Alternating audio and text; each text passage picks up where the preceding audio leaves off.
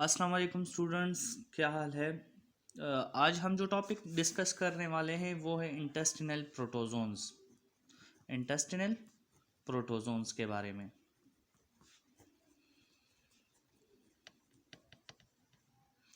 आज हम intestinal protozoans के बारे में पढ़ेंगे और इंटेस्टिनल प्रोटोजोन्स में सबसे पहले हम डिस्कस करने वाले हैं इंटाम्यूबा हिस्टोलाइटिका। इंटाम्यूबा हिस्टोलाइटिका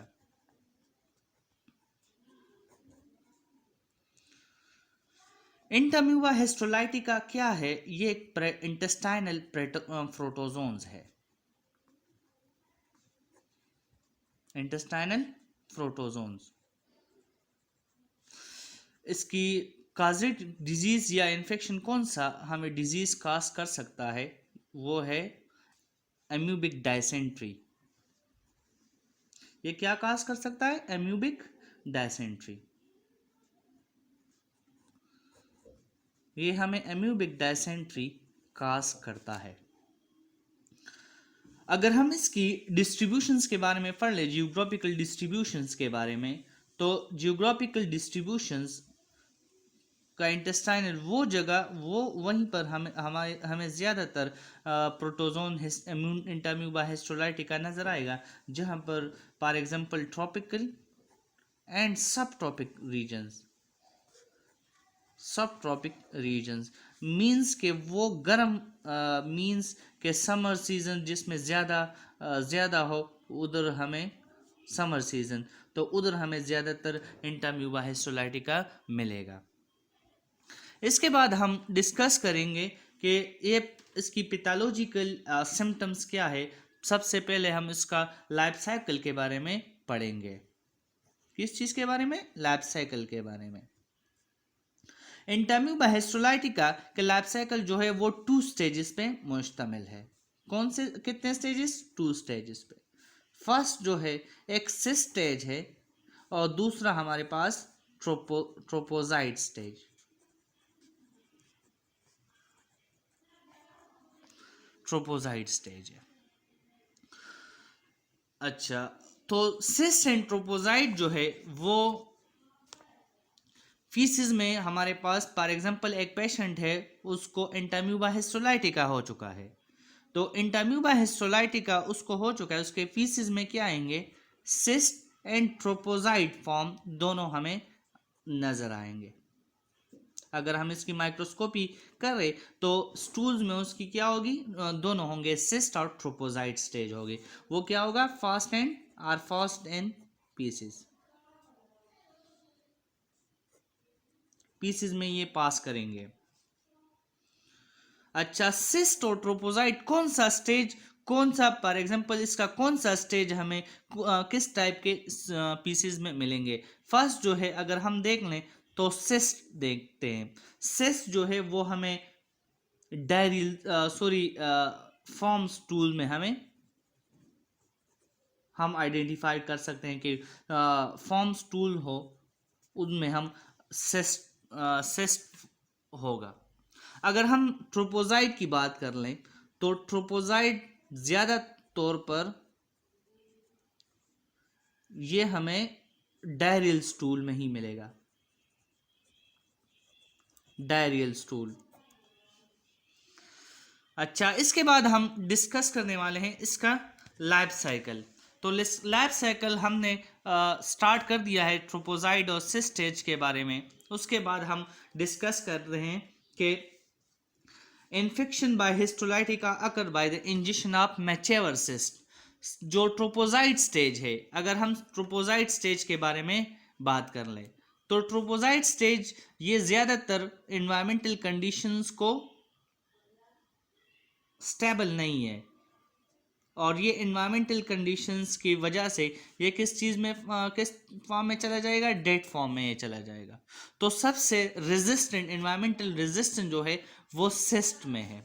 सिस्ट हम क्या करते हैं? सिस्ट हम इंजेक्ट कर देते हैं किस चीज़ में? कंटेमिनेटेड वाटर और फूड में।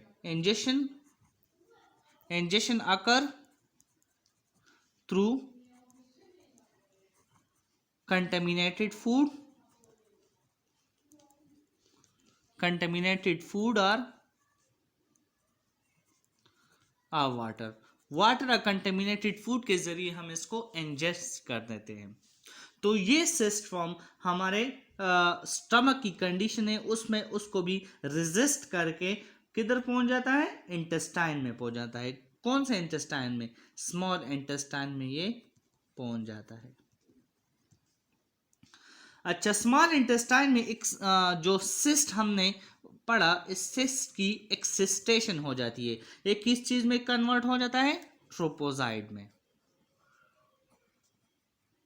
और इस स्टेज को हम क्या कहते हैं, एक्सिस्टेशन स्टेज कहते हैं। एक्सिस्टेशन, एक्सिस्टेशन वो स्टेज है जिसमें सिस्ट फॉर्म जो है वो ट्रोपोजाइट में कन्वर्ट होते हैं। मींस कि इसकी जो इर्द गिर्द की वाल है वो ब्रेक हो जाती है और ट्रोपोजाइट इससे निकल आते हैं, विच माइग्रेटेड। और फिर उसके बाद क्या करते हैं, माइग्रेशन इसकी हो जाती है किधर, लार्ज इंटेस्टाइन में। लार्ज इंटेस्टाइन में ये चला जाता है और उधर ये क्या करते हैं, उसकी मल्टीप्लिकेशन स्टार्ट हो जाती है। किस चीज पे, बाइनरी फिजन के जरिए इसकी मल्टीप्लिकेशन स्टार्ट होती है। बाइनरी फिजन क्या है, मींस एक सेल दो में तकसीम होना, उसको हम बाइनरी फिजन कहते हैं। फिजन तोड़ने को हम कहते हैं। जब एक ऑर्गेनिज्म दो में कन्वर्ट होते हैं उसको बाइनरी फिजन कहते हैं। और उधर फिर दोबारा ट्रोपोजाइट और सिस्ट प्रोड्यूस हो जाएगा।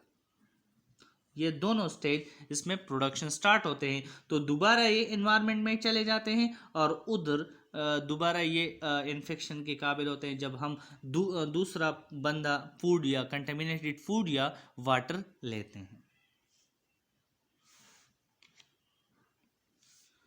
अच्छा, इसके बाद हम पढ़ने वाले हैं इसकी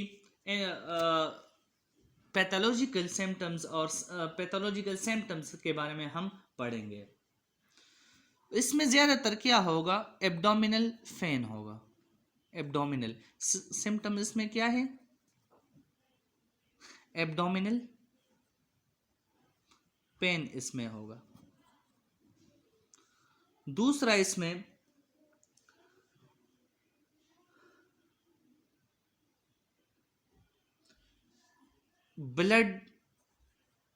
ब्लडी स्टूल भी होगा। इसमें ब्लडी स्टूल।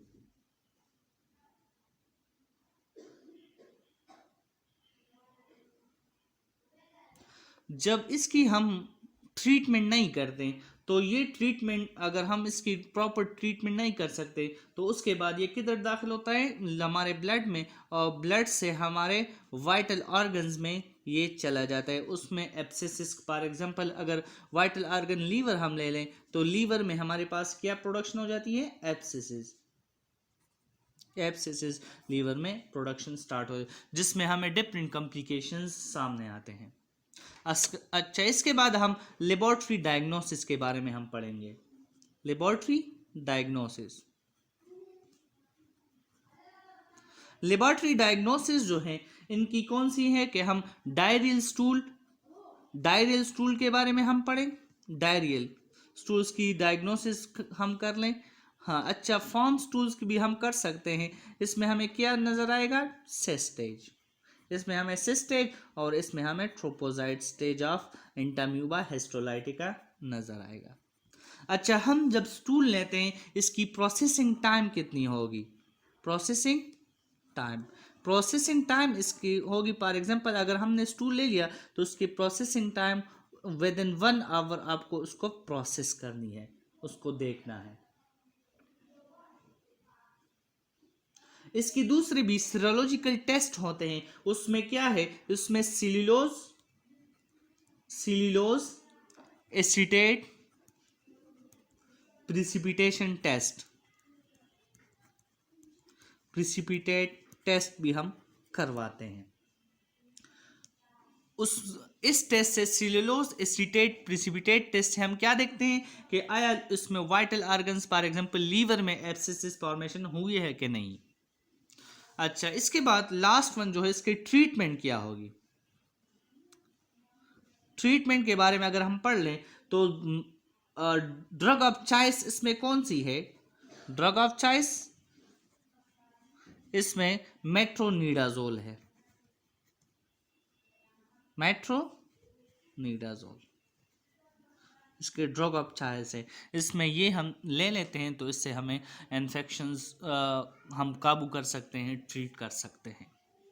तो आज का हमारा जो टॉपिक था वो था इंटरम्यूबा हिस्टोलाइटिका। अगर आपको हमारा टॉपिक पसंद आया हो तो प्लीज़ हमारे चैनल को सब्सक्राइब कीजिए और बेल आइकन पे क्लिक कीजिए और दोस्तों के साथ भी ये शेयर करवाएं। Thank you so much. अल्लाह हाफिज़।